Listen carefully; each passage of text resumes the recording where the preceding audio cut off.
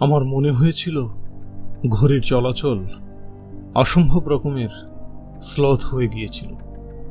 আব্দুল বাকির একটা সুবিধে ছিল, সে জোড়াসুন্দরী বিড়ি একটার পর একটা ধরিয়ে ভেতরের গন্ডগোল সব ধোয়া দিয়ে উড়িয়ে দিয়েছিল। এমনইভাবে দীর্ঘ 2 ঘন্টা গেল। দফতরি নিবারণ শিকল খুলে আমাদের হেডমাস্টার বাবুর অফিস ঘরে নিয়ে গেল। আমরা ভেতরে প্রবেশ করলে হেডমাস্টার মশাই আমাদের দিকে এক পলক তাকালেন। সকলে চুপচাপ। সেক্রেটারি মুগ্ধাবাবু বললেন, হেডমাস্টার মশাই, অত্র স্কুলের শিক্ষকবৃন্দ এবং কমিটির সদস্যদের মতামত এই পাষণ্ড দুজনকে জানিয়ে দিন। অনেক বেলা হয়ে গেল।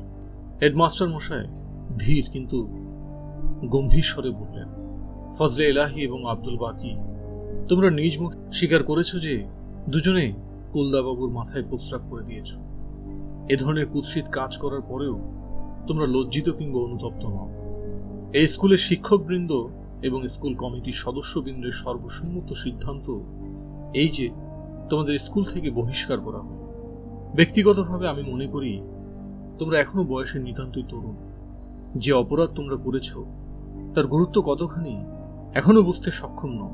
তাই এই স্কুলের হেডমাস্টার হিসেবে আমার মতামত কি তাও তোমাদের জানিয়ে দিচ্ছি।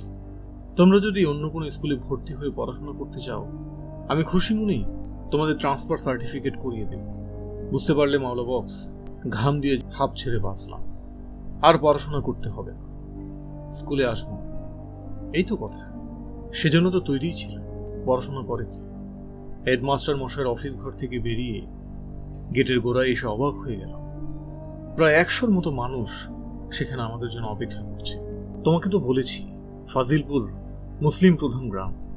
গ্রামে খবর রটে গেছে স্কুলের হিন্দু শিক্ষক এবং স্কুল কমিটির হিন্দু সদস্যরা মিলে বাকি এবং আমাকে ডাকাতি মামলার আসামি সাজিয়ে সদরে চালান করে দেবে। বাকির পারিবারিক প্রভাব প্রতিপত্তি ছিল গৃহস্থ মুসলমান পরিবারের মধ্যে তার সবচেয়ে সম্পন্ন এবং প্রভাবশালী। আমি সোনাখালীর বড় হুজুরের ছেলে। একেবারে দরিদ্র অক্ষম অশিক্ষিত লোকটিও আমার বাবার সম্পর্কে জানত এবং এক বাক্যে স্বীকার করত যে তিনি এই যুগের এক বিশিষ্ট বুজুর্গ। বাকির বাবা এবং আত্মীয় স্বজন বাকির চাইতেও আমার নাম ফলাও করে প্রচার করবে। গ্রামের মানুষ অতি সহজে বিশ্বাস করবে বড় হুজুরের ছেলের পক্ষে স্কুলের হিন্দু মাস্টারের মুসলমান বিরোধী কার্যক্রমের প্রতিবাদ করা একটু অস্বাভাবিক নয়। মানুষের জিহবার ক্রমাগত ঘর্ষণে আসল ঘটনা যা ঘটেছিল তা তলিয়ে গেল। নানা অতিরঞ্জিত কাহিনী গ্রামের মধ্যে ছড়াতে আরম্ভ করল এবং হিন্দু মুসলমান উভয় সম্প্রদায়ের মধ্যবর্তী ভেদ রেখাগুলো স্পষ্ট থেকে স্পষ্টতর হতে লাগলো। ফাজিলপুর নয় শুধু, চারপাশের গ্রামগুলোতেও আমি রাতারাতি বিখ্যাত ব্যক্তি হয়ে উঠলাম। আমার নাম লোকজনের মুখে মুখে ফিরতে লাগলো। এতে মাওলা বক্স আমার বিন্দু পরিমাণ কৃতিত্ব ছিল না। এই অপকর্মের যদি কোনো তারিফ পাওয়ার থাকে তা অবশ্যই আব্দুল বাকির প্রাপ্য। মিলাদুন্নবী দিবসকে কেন্দ্র করে স্কুল থেকে বহিষ্কৃত হওয়ার সম্মান অর্জন এর সবটুকু বাকির একক যোগ্যতার বলেই সম্ভব হয়েছে। আমি কিছুই করিনি, শুধু সঙ্গে ছিলাম এই যা। কিন্তু সংবাদ রটে গেল সোনাখালীর বড় হুজুরের ছেলে স্কুলে মিলাদুন্নবী পালন করেছে বলে হিন্দু মাস্টার এবং কমিটির সদস্যরা মিলে স্কুল থেকে বের করে দিয়েছে।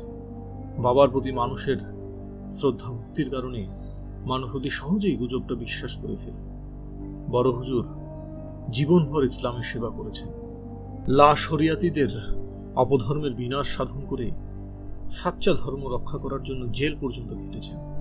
আমি তার একমাত্র ছেলে, সুতরাং দিন রক্ষার কারণে সেরকম একটা কিছু করব বিশ্বাস করার জন্য শিক্ষা দীক্ষাহীন মুসলমান সম্প্রদায়ের মানুষেরা যেন তৈরি হয়েছিল।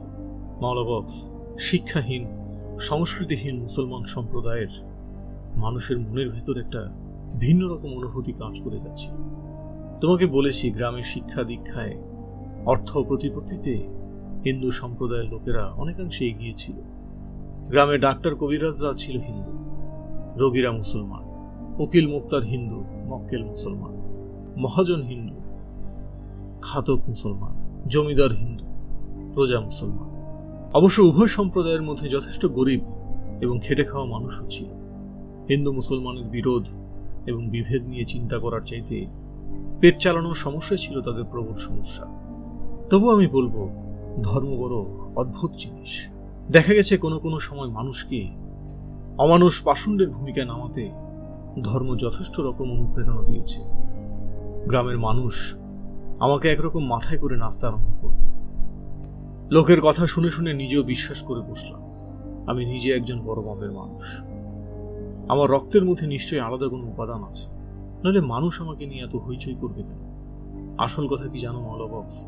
গ্রামের অশিক্ষিত গরিব মুসলমান চাষা সম্পূর্ণ হিন্দুদের কাছ থেকে এত বেশি লাথি ঝাঁটা খেয়েছে, তারা মনের অবচেতনে এরকম একটা সুযোগের প্রতীক্ষা করছিল। হিন্দু সম্প্রদায়ের বুঝদার লোকেরা কখনো মুসলমান সম্প্রদায়ের মানুষের মনের খবর নেওয়ার প্রয়োজন বোধ করেনি। হেডমাস্টার মশাই এই ব্যাপারটা সম্বন্ধে যথেষ্ট সতর্ক এবং সচেতন ছিলেন। কিন্তু সমাজে এমন মানুষের সংখ্যা কতজন? তুমি এক বস্তা চিনি ঢেলে দিয়ে বুড়িগঙ্গার পানি যদি মিষ্টি করতে চাও, বুড়িগঙ্গার পানি কখনো মিষ্টি হবে না, মাঝখান থেকে তোমার চিনি নষ্ট হবে। এই সময় আব্দুল বাকির আমার উপর কিছুটা বিরূপ ধারণা হওয়া অস্বাভাবিক নয়। স্কুলের গোটা ঘটনার নায়ক সে, অথচ লোকজন আমাকে বীরের আসনে বসিয়েছে। আমি কি করবো মৌলবক্স? স্বর্গগত বাবার নাম ডাক এবং কাটাখালীর সৈয়দ বাড়ির নাতি হওয়ার জন্য আমি তো দায়ী নই। সবকিছু করেছে সে, অথচ নামটা প্রচারিত হচ্ছে না। ভেতরে ভেতরে প্রচন্ড একটা অস্বস্তিতে ভুগছিল। মানুষের খারাপ কাজটিও যখন ভালো বলে সামাজিক স্বীকৃতি লাভ করে, অধিকতর খারাপ কাজ করার জন্য সে তখন অস্থির হয়ে ওঠে। বাকির মনেও সেই অবস্থা। শুধুমাত্র কুলদাবাবুর মাথার উপর প্রস্রাব করে সে সন্তুষ্ট ছিল না, আরো মারাত্মক কোনো কর্ম সম্পাদন করার জন্য মনে মনে সংকল্প গ্রহণ করেছিল। একদিন সন্ধেবেলা ফাজিলপুর গ্রামের হাট থেকে আমি আর বাকি ফিরছিলাম। গ্রামে ঢুকতে কিছুটা বিলের পথ পার হয়ে আসতে হয়। নির্জন বিলে নামার পর বাকি আমার কাঁধে হাত রেখে বলল, ফজলে ইলাহি, এই হারামজাদা হেডমাস্টারকে শাস্তি না দিলে তো চলছে না। দেখলে তো বেটা আমাদের কেমন করে স্কুল থেকে বের করে দিল। আমি ধরে নিয়েছিলাম সবকিছু চুকে বুকে গেছে। বাকি বিষয়টাকে আরো এগিয়ে নিতে চায়। আমরা অপরাধ করেছি এবং শাস্তি পেয়েছি, আর কি করার থাকতে পারে? ধরে নিয়েছিলাম এখানে সবকিছু নিষ্পত্তি হয়ে গেছে। তবু বাকির মনে কি আছে জানার জন্য জিজ্ঞেস করল, তুমি কি করতে চাও? সেই বিলের পথে কেউ ছিল না, তবু বাকি আমার কানের কাছে মুখ এনে ফিসফিস করে বলল, চল সমুদ্রের বোলার ঘরে আগুন দিই। আগুন দেবে? আমি শিউরে উঠলাম। মৌলবক্স, আগে কি ঢের অপরাধ করে হাত পাকিয়েছি, কিন্তু আমার কৃত প্রতিটি অপরাধের সঙ্গে একটা না একটা স্বার্থ ছিল। কিন্তু হেডমাস্টার মশাইয়ের ঘরে আগুন লাগানোর জন্য আমার কোনো স্বার্থ দেখতে পেলাম না। তার বদলে সে যদি বলতো, চল ফজলে ইলাহি আব্দুর রহমানকে খুন করে ফেলি, হয়তো মেনে নিতে পারতাম। আব্দুর রহমানের বউর সঙ্গে আমার একটা সম্পর্ক আছে, কোনোদিন যদি ধরা পড়ে যাই বিপদ ঘটতে পারে, কিন্তু হেডমাস্টার মশাইয়ের ঘরে আগুন লাগবে কেন? মনের মধ্যে যুক্তি খুঁজে পাচ্ছিলাম। হঠাৎ আমার চলার পথের গতি স্লথ হয়ে গেল। মুখের কথায় কোনো জবাব না পেয়ে সে আমার কাঁধ ধরে ঝাঁকি দিয়ে বলল, আমার প্রস্তাবটা বুঝি তোমার পছন্দ হলো না? আমি বললাম, বাকি কাজটা ভালো হবে না। হেডমাস্টার বাবু তো কোনো দোষ করেনি। ফজলে এলাহি, তোমার শরীরে মানুষের রক্ত থাকলেও কথা বলতে পারতে না।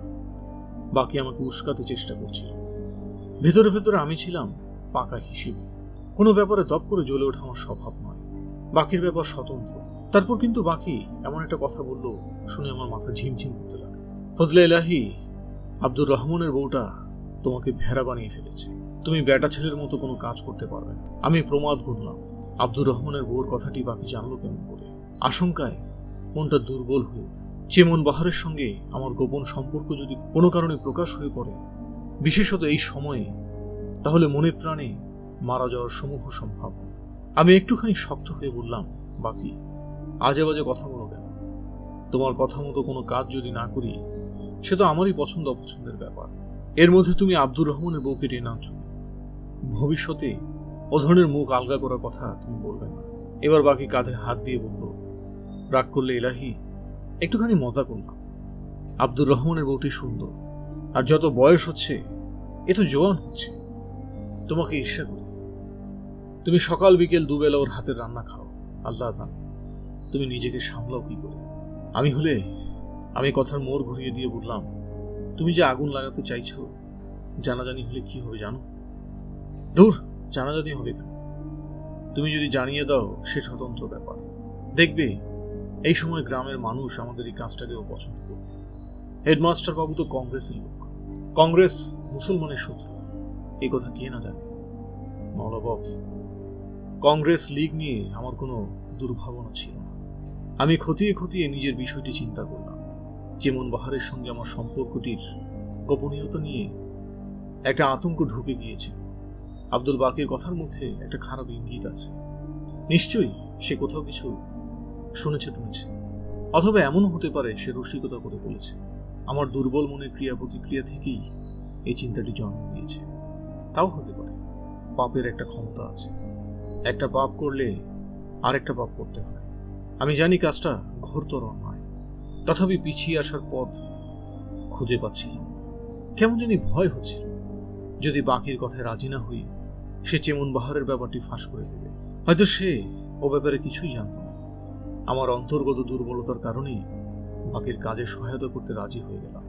গ্রামের একেবারে একান্তে হেডমাস্টার মশাই একটা বাসের ঘরে থাকতেন, তার সঙ্গে দফতরি নিবারণ থাকত। তিনি নিরামিষ আহারী ছিলেন, নিবারণ রান্নাবান্না করে দিত। যে ঘরে হেডমাস্টার মশাই থাকতেন তার পাশে ছোট্ট কামরাটিতে আমাদের ক্লাসের ফার্স্ট বয় আমিনুল হক। আমিনুল পড়াশোনায় খুব ভালো বলেই হেডমাস্টার মশাই শতপ্রবৃত্ত হয়ে তাকে থাকতে বলেছিলেন। সে দুবেলা এক চাচির বাড়ি থেকে খেয়ে আসত। হেডমাস্টার মশাই ঘুমোবার পূর্বে আধ ঘন্টা চরকা কাটতেন। এই ছিল তার নিত্যদিনের অভ্যেস। বাকি আর আমি চুপি চুপি বাড়ির পেছনে অপেক্ষা করছিলাম। সত্যি কথা বলতে কি, আমি বাকির সঙ্গে কি কাজে সেখানে গিয়েছি, কি কারণে বাড়ির পেছনে মানবচূড়া গাছের গোড়ায় বসে অজস্র মশার কামড় সহ্য করেছি, সে বিষয়ে কোনো চেতনা ছিল না। অবশেষে আমরা শুনতে পেলাম চরকার আওয়াজ থেমেছে। মাওলা বক্স, জীবনে বহু শব্দ শুনেছি, কিন্তু সেই রাতে সেই চরকার শব্দ এখন আমার কানে বাজে। কিছুতেই তাড়াতে পারছি না। চরকার আওয়াজ থামলে আমরা নিশ্চিন্ত হলাম। এবার তিনি ঘুমোতে যাচ্ছেন। এই সময়ে গ্রাম্য চৌকিদারের গলার আওয়াজ শুনে আমি চমকে উঠলাম। পালিয়ে আসবো আসবো করছি। বাকি আমার কাঁধে হাত রেখে অভয় দিয়ে বলল, ভয়ের কোনো কারণ নেই, চৌকিদার এক্ষুনি চলে যাবে। নিজের ইচ্ছে শক্তি বলে যদি কিছু থাকতো অবশ্যই আমি পালিয়ে চলে আসতাম। বাকি নারকেলের ছোবরাতে আগুন জ্বালিয়ে একটি গর্তের মধ্যে রেখে দিয়েছি। ঘণ্টাখানেক পরে নিশ্চিত হওয়া গেল হেডমাস্টার মশাই, নিবারণ এবং আমিনুল হক সবাই ঘুমিয়ে পড়েছে। বাকি বাঁশের বেড়ার মধ্যে কান লাগিয়ে নিঃশ্বাসের শব্দ পরীক্ষা করল। তারপরে ফু দিয়ে নারকেলের ছোবরাটি ভালো করে জ্বালিয়ে তুল এবং আতা গাছের উপর চড়ে ছোবরাটা খড়খড়ে শুকনো ছনের চালের উপর ছুঁড়ে মার। শুরু থেকে শেষ পর্যন্ত সবটাই বাকির ছেলে খেলা বলে মনে হতে থাকে। গাছ থেকে নেমে আমার হাত ধরে বলল, চল। আমরা দুজন লাফ দিয়ে পেছনের গড়খাইটি পেরিয়ে এক দৌড়ে মসজিদের পেছনের দরগাতলায় এসে হাঁপাতে লাগলাম। বটগাছটির শেকড়ের উপর বসে বাকি পকেট থেকে জোড়া সুন্দরী বিড়ি বের করে ধরালো এবং বলল, এখন আমরা একেবারে নিরাপদ। কোনো শালা আর আমাদের নাগাল পাবে না। একটু অপেক্ষা করো, দেখতে পাবে আগুন জ্বলে উঠবে। মাওলা বক্স, তখনও পর্যন্ত আমি বিড়ি তামাকের অভ্যাস করিনি। বাকির পকেট থেকে একটা বিড়ি টেনে নিয়ে লম্বা করে টান দিলাম এবং খক করে কাশতে লাগলাম। সেই যে ধূমপানের নেশা আমার উপর চড়ে বসেছে, জীবনে আর ছাড়তে পারি। এই অতিরিক্ত ধূমপানের কারণে আমি অল্প বয়সে মারা যাচ্ছি। আমার বুক কাঁপছিল। বিড়ির তাজা ধোঁয়া হজম করার ক্ষমতা তখনও রপ্ত করিনি। উত্তর উত্তর শব্দ করে কাশছিলাম। বাকি বলল, এভাবে তুমি যদি কাশতে থাকো তাহলে তো বিপদে পড়ে যাবে। হেডমাস্টারের বাড়িতে আমরা আগুন দিয়ে এসেছি, ভুলে যাচ্ছ? আমাদের কাজটা এমন গোপন রাখতে হবে যেন কাক পক্ষীও টের না পায়। এবার সত্যি সত্যি আমি ভীষণ ভয় পেয়ে গেলাম। ওমা, আর একটু পরে দেখি কি গ্রামের উত্তর পূর্ব কোণ থেকে আগুন আর ধূসর ধোয়ার কুণ্ডলি পাক খেয়ে খেয়ে উপরের দিকে উঠছে। একটা বিরাট হইচই পড়ে গেছে। মানুষজনের উচ্চ চিৎকার শোনা যাচ্ছে। বাকি ঠোঁটে একটা বাঁকা হাসি খেলে গেল। চলো যাই, ঘুমিয়ে পড়ি, কাজ হয়েছে। সেই নিশিরাতে কি করে আব্দুর রহমানের বাইরের ঘরে এসে ঘুমিয়ে পড়েছি বলতে পারব না। দরগাতলা থেকে এসে বালিশে মাথা দেওয়ার সঙ্গে সঙ্গে ঘুমিয়ে পড়েছি। এত জঘন্য কাজ করার পরে একজন মানুষ কি করে এমন নিশ্চিন্তভাবে ঘুমাতে পারে, কারণটা এখনো বের করতে পারিনি। পরদিন চেমন বাহারের শরীরের স্পর্শে আমার ঘুম ভাঙে। আমি ধর্মর করে উঠে বসলাম। এবং গত রাতের ঘটনা মনে আনতে চেষ্টা করল। চেমন বাহার চোখ ছোট করে অনুচ্চ স্বরে বলল, গত রাতে খোঁজ করতে এসে দেখি ছোট হুজুর বিছানায় নাই। আমি চিন্তা করলাম অন্য কোথাও মজার সন্ধান পাইছেন, তাই না? সে আমার কাছে প্রশ্নের উত্তর প্রত্যাশা করছিল, কিন্তু আমার চুপচাপ থাকার ধরন দেখে কেমন যেন থতমত খেয়ে গেল। যেমন আমার কপালে নেমে আসা চুলের গোছাটি সরাতে সরাতে বলল, ছোট হুজুর, জানেন নাকি কাল রাতে কারা নাকি হেডমাস্টারের ঘরে আগুন লাগাই দিচ্ছে? লোকজন বলা বলি করছে হেডমাস্টারের সারা শরীর নাকি আগুনে ঝলসে গেছে। বাঁচবে কিনা সন্দেহ। একটা মুসলমান ছাত্র হেডমাস্টারের সঙ্গে থাকত, তারও অবস্থা নাকি খুব খারাপ। উচিত শাস্তি হয়েছে। মুসলমানের ছেলে হয়ে হিন্দুর সঙ্গে থাকা কেন? গোটা রাতের ঘটনা আনুপূর্বিক মনে পড়ে গেল। হঠাৎ করে আমার পাকস্থলীর মধ্যে কেমন যন্ত্রণা অনুভব করলাম। আমি বমি করতে লাগলাম। চেমন বাহার আমার এই অবস্থা দেখে ভীষণ শঙ্কিত হয়ে উঠল। লেবু কেটে রস খাওয়াল, মাথায় পানি ঢেলে দিল, আকুল কণ্ঠস্বরে জিজ্ঞেস করল, ছোট হুজুর, আপনার কি অসুখ করছে? সে আমাকে জড়িয়ে ধরে রইল অনেকক্ষণ। ভাগ্যিস কেউ দেখেনি, তাহলে একটা কেলেঙ্কারির ব্যাপার ঘটে যেত। মাওলা বক্স, এখনো আমি তো পুলিশ বিভাগের মন্ত্রী। অপরাধীদের মনের গতি প্রকৃতি সম্বন্ধে কিছু কিছু জানি। অপরাধ বিজ্ঞান বলে অপরাধীকে অবশ্যই তার অপরাধের স্থানে যেতে হবে। আমি কি করেছিলাম জানো? জামাটি গায়ে লাগিয়ে পায়ে পায়ে হেডমাস্টার মশাইয়ের ভস্মীভূত ঘরের দাওয়ায় চলে গেলাম। লোকজন গিজ গিজ করছে, আমার বুকের ভেতর হাতুড়ির ঘা পড়ছে। সর্বক্ষণ মনে হচ্ছিল সকলে আমার দিক অদৃশ্য অঙ্গুলি নির্দেশ দিয়ে বলছিল, ওই যে যাচ্ছে, এই ধ্বংসযজ্ঞের নাই। ঘটনাস্থলে যাওয়ার পর মাওলা বক্স আমার জ্ঞান হারাবার উপর। কি করেছি আমি? সমস্ত ঘর পুরে ভস্ম হয়ে গেছে। হেডমাস্টার মশাইয়ের গলার ডান দিকটা ঝলসে গেছে। বোধহয় ডান দিকে কাত হয়ে ঘুমিয়েছিলেন। বাইরে একটি খাটে তাকে রাখা হয়েছে। কি বিভৎস দেখাচ্ছে। তিনি যন্ত্রণায় কাতরাচ্ছেন। একজন ডাক্তার ক্ষতস্থানে ব্যান্ডেজ করছেন। এই অন্তিম সময়ে তার সেই আগুনে ঝলসানো মুখমণ্ডল বারবার আমার চোখের সামনে ভেসে ওঠে। আমাদের ক্লাসের ফার্স্ট বয় আমিনুল হক তক্তপোষে উপুর হয়ে পড়াশোনা করছিল এবং সে অবস্থাতেই ঘুমিয়ে পড়ছে। তার পিঠটা পুরে কয়লার মতো হয়ে গেছে। জীবনে কখনো এসব দৃশ্য মনে করার প্রয়োজন বোধ করিনি। আজ ঠেকিয়ে রাখতে পারছি না।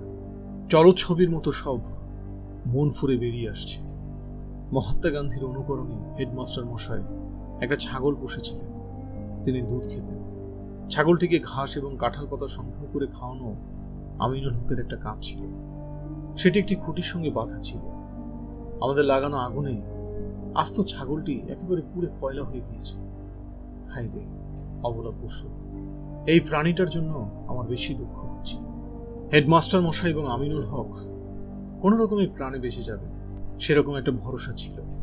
হিন্দু মুসলমান যত মানুষ তাকে দেখতে গিয়েছিল, তারা যদি বুঝতে পারত বাকি সহ মিলে আমি আগুন লাগিয়েছি, তাহলে চোখের জ্বলন্ত ঘৃণা দিয়ে আমাদের পুড়িয়ে ফেলত।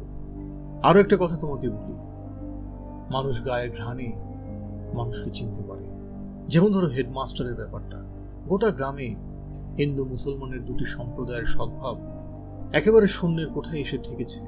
তবু সাধারণ মানুষের কাছে হেডমাস্টার মশাইয়ের ভাবমূর্তি একটুকু মান। মুসলমানদের মধ্যে এমন মানুষ ছিল যারা হিন্দুদের প্রাণের থেকে ঘৃণা করে। তথাপি এই মানুষটির ব্যাপারে অধিকাংশের মনের কোণে দয়া এবং মমতা সঞ্চিত ছিল। শুরুতে তো তোমাকে বলেছি আমি মানুষ নই, আস্ত একটা পশু। যদি আমার শরীরে মানুষের রক্ত থাকতো, সেদিনই মাওলা বক্স আমি জীবনের রীতি ঘটাতাম। মন্ত্রীর অপরাধের ক্রমিক ফিরিস্তি শুনতে শুনতে মাওলা বক্সের শরীরে ঘাম এসে গিয়েছে। এক একটা গল্প আত্মার উপর নতুন বোঝা চাপিয়ে যায়। মাওলা বক্স চিন্তা করলো, আর বেশিক্ষণ যদি এভাবে শুনে যেতে হয় তাহলে সংজ্ঞা হারিয়ে ফেলবে। সে তার সহ্যসীমার শেষ পর্যন্ত এসে পৌঁছেছে। তার নিঃশ্বাস ফেলতে ভয়ানক কষ্ট হচ্ছে। মানুষের জীবন কেমন করে এরকম হয়? বনের বাঘের নিষ্ঠুরতার মধ্যে একটা সরল সৌন্দর্য আছে। স্বভাবের তাগিদে বাঘ নিষ্ঠুর, কিন্তু মানুষকে অনেক কায়দা কানুন করেই নিষ্ঠুর হতে। মাওলা বক্সের পঞ্চপ্রাণ বেঁকে বসল। তাই সে বলল, ফজলে ইলাহি সাহেব, আপনার ওই জঘন্য কাহিনী আর শুনতে পারব না। আমি সহ্যের শেষ সীমানায় এসে পৌঁছেছি। আর একটা কাহিনী যদি আপনি বয়ান করেন, আমাকে জানালা দিয়ে লাফিয়ে পড়ে আত্মহত্যা করতে হবে। আপন কণ্ঠস্বর শুনেই চমকে ওঠে মাওলানা। স্যার সম্বোধনটির বদলে ফজলে ইলাহি সাহেব কথাটি আপনা আপনি বেরিয়ে এলো। এই কাহিনীসমূহ তার চেতনায় এমন চাপ সৃষ্টি করেছে, স্যার শব্দটি আপনা আপনা থেকেই পড়ে গেছে। সে মনে করলো এই মৃত্যুর মুহূর্তেও ফজলে ইলাহির বদমাইশি এতটুকু কমেনি। নিজ মুখে আপনার কৃত অপরাধের কথা মাওলা বক্সের কাছে বলে তিনি মৃত্যু যন্ত্রণা লাঘব করার চেষ্টা করছেন। এটাও একটা ফন্দি। বুঝতে পেরে মাওলা বক্স গা ঝাড়া দিয়ে বসতে চেষ্টা করল। সে দেখল তার ক্ষমতা নেই। ফজলে ইলাহির অপরাধ বৃত্তান্ত শুনতে শুনতে মাওলা বক্সের উত্থান ক্ষমতা লোপ পেয়ে গেছে। এখন তার মনে অন্য কোনো চিন্তা নেই। প্রেসিডেন্ট সাহেব যা ইচ্ছে মনে করুন, এমনকি কর্তব্যে অবহেলার অপরাধে পার্টি থেকে বহিষ্কার করলেও সে কিছু মনে করবে না। কাজ নেই আর রাজনৈতিক সুযোগ সুবিধার। ফজলে ইলাহির কবল থেকে কোনো রকমে পালিয়ে আত্মরক্ষা করতে পারলে সে বাঁচে। স্ত্রী এবং কন্যার কাছে ফেরত যাবার জন্য মনে একটা আকুলতার সৃষ্টি হলো। মন্ত্রী কিছুক্ষণ হাঁপালেন, তারপর কোনোই ভরে ভর দিয়ে বালিশে হেলান দিয়ে বসলেন। মাওলা বক্স মনে মনে বলল, এই শালা মৃত্যুর পূর্ব মুহূর্তে এত শক্তি কোথা থেকে পায়। তারপর মন্ত্রী ডাক দিলেন, মাওলা বক্স। মাওলা বক্স বলল, আপনার অপকৃতির কাহিনী ঢের শুনেছি। এই লোমহর্ষক বিভৎসতার আর একটি বিবরণ আমি শুনতে চাই না। আর যদি শুনতেই হয় তাহলে আপনার মৃত্যুর পূর্বে আমাকে শহীদ হয়ে যেতে হবে। কিন্তু মাওলা বক্স, তুমি কথা দিয়েছ, আমার কথা শুনবে। আমি তোমাকে হৃদয়ের ভাই বলেছি। এই অল্প সময়ের মধ্যে সব কি তুমি ভুলে গেলে?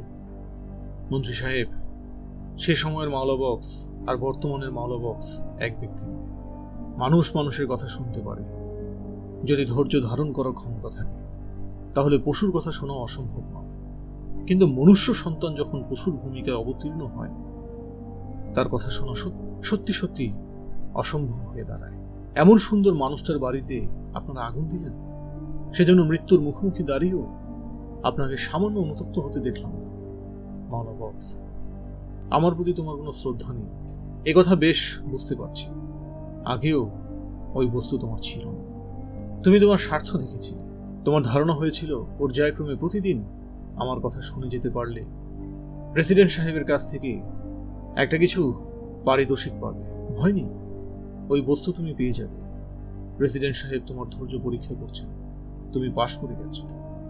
এরপরে তিনি তোমার আরো গুরুদায়িত্ব অর্পণ করবেন। আমার মতো স্বরাষ্ট্রমন্ত্রী বাঁচল কি মূল্য, প্রেসিডেন্ট সাহেবের তাতে কিছু যায় আসে।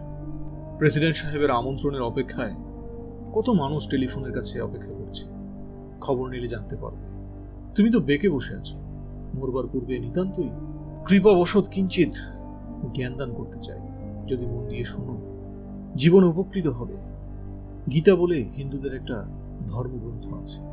অমন আটকে উঠলে কেন? হিন্দুদের ধর্মগ্রন্থে কি ভালো কথা থাকতে নেই?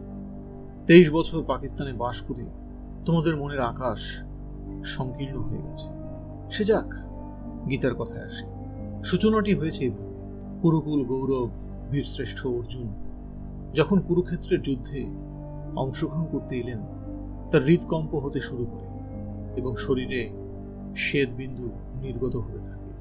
তিনি সারথী শ্রীকৃষ্ণকে ডেকে বললেন, আমার বিপক্ষ দলের মধ্যে পিতামহ ভীষ্ম, অস্ত্রগুরু দ্রোণাচার্য, গাতি ভাত্রা এবং আত্মীয় স্বজনদের দেখতে পাচ্ছি। আত্মীয়দের সাথে যুদ্ধ করার বদলে শরীর ত্যাগ করা উৎকৃষ্ট কর্ম জ্ঞান করি। সুতরাং এই যুদ্ধে আমি অংশগ্রহণ করতে পারব। শ্রীকৃষ্ণ তার বাহু ঊর্ধ্বে তুলে অর্জুনকে বললেন, আমার বগলের তলায় দেখো। অর্জুন শ্রীকৃষ্ণের বগলের তলায় বিশ্ব ব্রহ্মাণ্ডের রহস্য অবলোকন করলেন এবং অভিভূত হয়ে গেলেন। তারপর শ্রীকৃষ্ণ অর্জুনকে বললেন, দেখো দেখি।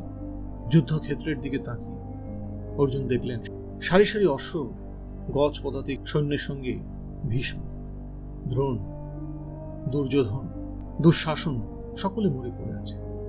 অধিকতর আশ্বস্ত করার জন্য বললেন, তুমি নিমিত্ত মাত্র, আমি সৃষ্টির এবং সংহারের কারণ।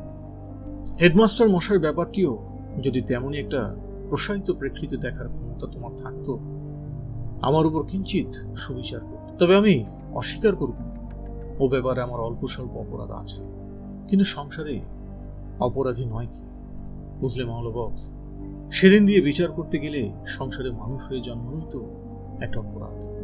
তোমাকে সব কথা বলা সম্ভব নয়, তুমি বুঝবে না। তোমার বুদ্ধি শুদ্ধি একেবারে তরল। বড় কিছু, প্রকাণ্ড কিছু ধারণ করার ক্ষমতা তোমার নেই। কোনো কোনো সময় আসে যখন ইতিহাস অট্টহাস্যে নৃত্য করতে থাকে, মহাকাল যখন গর্জন করে ছুটতে থাকে, কত নিরীহ নিরপরাধ মানুষ চাকার তলায় প্রাণ দেয়। তার হিসেব কে করেছে? ওই ঘটনাটিকেও ইতিহাসের উপাদান হিসেবে দেখা উচিত ছিল, কিন্তু তোমার সেই জ্ঞান নেই। মাওলা বক্স ভেবে দেখল মন্ত্রী আবার তাকে ফাঁদে জড়াবার চেষ্টা করছে। যদি আত্মপক্ষ সমর্থন করার সুযোগ দেয়, তার ভেতরে যে একটা মানসিক প্রতিরোধ গুজ্জ তৈরি হয়েছে ভেঙে চুরমার হয়ে যাবে। তাই সে বলল, মন্ত্রী সাহেব, অপরাধ করবেন আপনি আর দোষ দেবেন ইতিহাসের। বাহ, চমৎকার আপনার যুক্তি। এটি যদি একটি যুক্তি হয়ে থাকে, তাহলে সংসারের সমস্ত লুচ্চা, বদমায়েশ, খুনি, ডাকাতেরা নির্বিবাদে তাদের পেশা চালিয়ে যেতে পারে। জগতে ভালো মন্দ, ন্যায় অন্যায় বলে কোনো কিছুর অস্তিত্ব থাকে না। মহাবক্স, মানুষ যতটুকু পানিতে নামে ততটুকুই ভেজে। তোমার পাত্র যত বড়, তুমি ততটুকুই ধারণ করতে পারবে, এর এক বিন্দু বেশি নয়। অযোগ্য মানুষের কাছে নিজের ভেতরটা তুলে ধরা এক ধরনের আত্ম অবমাননা। সুতরাং তোমার সম্পর্কে আমার সাবধান হতে হচ্ছে। শেষ পর্যন্ত এই উপলব্ধি নিয়েই আমাকে চোখ বুঝতে হবে।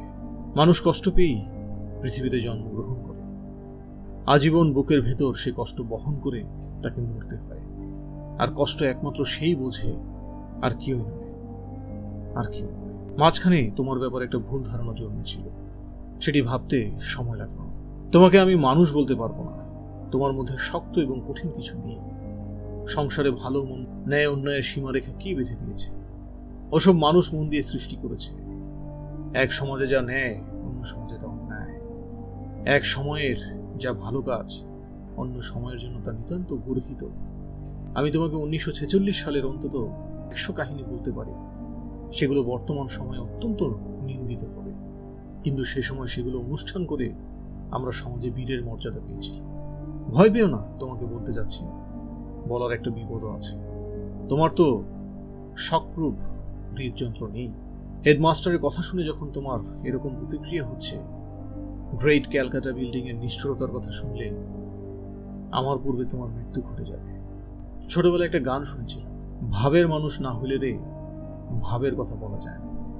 বুঝলে মাওলা বক্স, আমরা সবাই অত্যন্ত আন্তরিকতার সঙ্গে গ্রেট ক্যালকাটা কিলিং এ অংশ নিয়েছি। অনেক শিশু, অনেক বৃদ্ধ নিরপরাধ মানুষ মারা পড়েছে, অনেক নারীর সতীত্ব হরণ হয়েছে। এগুলো নিষ্ঠুর হৃদয়হীন কর্ম মনে হতে পারে, কিন্তু আমরা এগুলোকে তত খারাপ মনে করিনি। আমাদের লক্ষ্য ছিল পাকিস্তান আদায় করা। কান মে বিড়ি, মুখে পান লড়কে লেঙ্গে পাকিস্তান। এসব কর্মের অনুষ্ঠান না করলে পাকিস্তান দাবি সফল হতো। আমরা পাকিস্তান সম্ভব করেছিলাম বলে আজকে তোমাদের বাংলাদেশ হয়েছে। খুন, ধর্ষণ, জ্বালানো পোড়ানো, মানুষকে কষ্ট দেওয়া, এসব প্রাণ থেকে সমর্থন করিনি বটে, কিন্তু এসবের প্রয়োজনও অস্বীকার করতে পারি না। তোমার তো মুরগির কলজে, মর্মবেগ ধারণ করার ক্ষমতা কি করে জন্মাবে? মন্ত্রীর কণ্ঠস্বরে জোর দেখে মাওলা বক্স আবার একটুখানি চিন্তিত হল। আগামীকাল সূর্য ওঠার আগে মারা যাবেন বলে যে আগাম ঘোষণা দিয়েছেন, মন্ত্রী বোধহয় তা ভুলে গেছেন। যেভাবে একটার পর একটা প্রসঙ্গ উত্থাপন করে চলেছেন, এই ভাঙা বছরটাতে সব বলে শেষ করতে পারবেন। শুরু করা কাহিনী শেষ করার জন্য বেঁচে থাকার মতো ইচ্ছে শক্তি মন্ত্রীর আছে। সুতরাং মাওলা বক্স চিন্তা করে দেখল, সে যদি আপত্তি তোলে, মন্ত্রী পৃথিবীর ইতিহাস ঘেটে আপন কৃতকর্মের যৌক্তিকতা প্রমাণ করবে। সূর্য ওঠার পূর্বে পরপরে যাওয়ার কথাটা নিছক ভুলে যাবে। তাই সে মন্ত্রীকে স্মরণ করিয়ে দিল, মন্ত্রী সাহেব, আপনি নিজের মুখে বলেছেন কেবল রাতটাই বেঁচে থাকবে, তারপর আপনার পরমায়ু শেষ। আমার ইচ্ছে এই সময়ে আপনার সঙ্গে পূর্ণ সহযোগিতা করব। কোন রকম অবাধ্যতা করে যদি মনে কোনো কষ্ট দিয়ে থাকি, সেজন্য আমি আন্তরিকভাবে দুঃখিত। আপনি জানেন আমি ছোট মানুষ। আপনার জীবনের প্রকাণ্ড অভিজ্ঞতাগুলো ধারণ করার ক্ষমতা আমি কোথায় পাব? তাই যেগুলো না বললে চলে না, অথচ আমার আত্মার উপর বোঝা হবে না, সেগুলোই বলেন। আমি একাগ্র সহকারে শুনে যাব। মাওলা বক্স, তুমি আমাকে একটা সংশয়ের মধ্যে ফেলে দিলে। ভালো মন্দ সবটা মিলিয়ে তো মানুষের জীবন, তাই বুঝতে পারছি না কোনটা রাখবো আর কোনটা বলবো। প্রকৃতির সঙ্গে যখন মিলিয়ে দেখি, আমি শব্দটার কোনো অর্থ খুঁজে পাই না। আবার মানুষের সঙ্গে, সমাজের সঙ্গে মিলিয়ে বিচার করতে যখন প্রবৃত্ত হই, আমি শব্দটা কি অসাধারণ গুরুত্বপূর্ণ হয়ে ওঠে, কি অপূর্ব ব্যঞ্জনা ধারণ করে, সে কথা আমি ভাষায় প্রকাশ করতে পারব না। আমি কে, আমি কি, গভীরভাবে চিন্তা করে কোনো অর্থ আবিষ্কার করতে পারি না। কিন্তু যখন কথা বলি, যখন কাজ করি, তখন আমার চাইতে সত্য, আমার চাইতে বড় কোনো কিছুর অস্তিত্ব অনুভব করি না। আমি আছি বলেই জগৎ আছে, আমি শুনি বলেই সঙ্গীত মধুর হয়, আমি দেখে পরিতৃপ্ত হই বলেই কাননে ফুল ফোটে। আমি না থাকলে কোথায় থাকতো তোমার জগৎ? কি করে বিকশিত হতো সঙ্গীতের মাধুর্য? কি কারণে ফুটতো ফুল? সমস্ত সৃষ্টি জগতের সার পদার্থ আমি। সেই আমি মাত্র কিছুক্ষণের মধ্যে নাই হয়ে যাবে। মাওলা বক্স, ভয়ানক কষ্ট হচ্ছে। ফুল ফুটবে, পাখি ডাকবে, ঘাসের ডগায় ভোরে শিশির ঝলমল করবে, বালিকার শরীরে গাঙের ভরা জোয়ারের মতো যৌবন ভর করবে, অথচ আমি থাকব না। হায় রে মাওলা বক্স, এত বড় নিষ্ঠুর সত্যটা আমাকে মেনে নিতে হবে। হায় রে আল্লাহ। মাওলা বক্স মনে মনে হিসাব করে দেখল, মন্ত্রী আবার ভাবের কথা বলে তাকে বেঁধে ফেলতে চাইছে।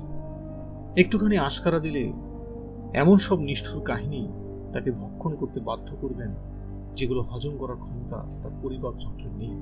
সে ঠিক করলো মন্ত্রীকে আর লাই দেওয়া উচিত হবে। মানবিক বিবেচনা এবং করুণার একটুখানি পানি পেলেই জীবনের সুতো দীর্ঘায়িত করার মৌকা ফজলে এলাহি পেয়ে যাবে। মাওলা বক্স সে সুযোগ আর দেবে না। মন্ত্রী আরো অধিককাল বেঁচে থাকার পথে চিন্তা চেতনা লালন করার চেষ্টা করবেন। মাওলা বক্স তার কর্তব্য স্থির করে ফেলবে। মন্ত্রীর সঙ্গে অঘোষিত একটা স্নায়ুযুদ্ধ করে যাওয়ার জন্য প্রাণপণ প্রস্তুতি গ্রহণ করবে। মন্ত্রী বেঁচে থাকতে চাইবেন, আর মাওলা বক্সের কাজ হবে যত তাড়াতাড়ি সম্ভব মৃত্যুটাকে ঘটিয়ে তোলা। তাই সে বলল, হায়াত দোয়া নয়, মরণও গাল নয়। আপনি তো নিজেই জানেন অল্পক্ষণ মাত্র আপনার পরমে। এই সময় কথাবার্তা কম বলে দোয়া করুন, দুরূদ পাঠ করুন, মনে মনে আল্লাহ রসুলের নাম করেন, অন্তত শান্তিতে মৃত্যুটা ঘটবে। মাওলা বক্স, তুমি একটা শুয়োরের বাচ্চা। মরবো যখন একবারেই মরবো, শান্তি আর অশান্তি কি? এমন ভাবে কথাবার্তা বলছো আমি যেন একটা পাপি তাপি মানুষ। মন্ত্রী সাহেব, আপনার কথা শুনে আমার গলা ছেড়ে হাসতে ইচ্ছে করছে। আপনি এখনো নিজেকে মহাপুণ্যবান মানুষ ভাবেন? আপনার ভাবনার জোর দেখে আমি অবাক হয়ে যাচ্ছি। আপনি যদি পাপী না হয়ে থাকেন, তাহলে আল্লাহ তাআলাকে কোনো ফ্যাক্টরিতে অর্ডার দিয়ে পাপী মানুষ কি চিজ বানিয়ে দেখাতে হবে। মাওলা বক্স, তুমি নিষ্ঠুর এবং হৃদয়হীন মানুষ।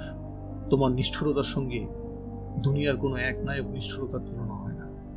তুমি এমন একটা পদ্ধতি অনুসরণ করে যুক্তিজাল বিন্যাস করছো যা আমাকে নিজের কাছে তুচ্ছ করে তুলছে। তুমি আমার আমিত্বকে খণ্ড খণ্ড করে কেটে ফেলেছ। মন্ত্রী সাহেব, আপনার জীবনের সমস্ত অপরাধের খতিয়ান সে ক্ষমতাও আমার হবে। আমাদের এই পোড়া দেশে সুবিচার কোহিনূর পাথরের চাইতে দুর্লভ। তবু আমি বলবো, যে কোনো কলঙ্কিত আদালতে যে কোনো হাকিমের কাছে আপনার কাহিনী সবিস্তারে উপস্থিত করা হলে আমি নিশ্চিন্ত অন্তত আপনাকে 10 বার মৃত্যুদণ্ডের নির্দেশ দিতেন।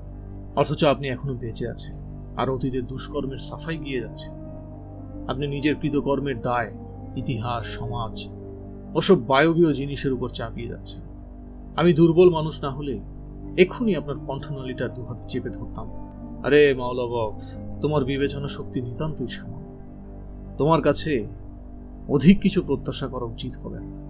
কিন্তু জেনে রাখো, মানুষের বিচারক হতে পারে না। যত অপরাধী মানুষ করুক, তার উদ্ধারের একটা পথ অবশ্যই আছে। তুমি তো ধর্মে কর্মে আস্থা রাখো। নিজামুদ্দিন আউলিয়ার গল্পটা শুনেছ? 99টা খুন করেও সিদ্ধ পুরুষ হয়ে উঠতে পেরেছিলেন। আমি ধরে নিয়েছি ওটা একটা ঘটনা। তবু অন্তর্নিহিত সত্য আমার ভেতরের মানব সত্তাকে জাগিয়ে দিয়ে যায়। শেষ ঘন্টা বাজার অধিক বিলম্ব নেই। তবু আমার এখনো মনে হচ্ছে সবকিছু ফুরিয়ে যায়নি, আছে এখনো আশা আছে, আমার উদ্ধারের একটা উপায় অবশ্যই আছে। মাওলাবক্সের চিন্তা শক্তি লোপ পাওয়ার উপক্রম। এই জানোয়ারের অধম জানোয়ারটা মৃত্যুর পূর্বে এই আত্মপ্রসাদ অনুভব করতে চায়। সে একজন মানুষ, সারা জীবন হিংস্র পশুর চাইতে নৃশংসভাবে বেঁচে থেকেও সে মানুষের মতো অনুকম্পার আশা রাখে। মাওলাবক্স হাসবে কি কাঁদবে স্থির করতে পারছিল। মন্ত্রীর সঙ্গে মাওলাবক্সের একটা দড়ি টানাটানির যুদ্ধ চলছে। মন্ত্রী মানুষের মর্যাদা দাবি করছে, আর মাওলাবক্স তা দিতে প্রস্তুত নয়।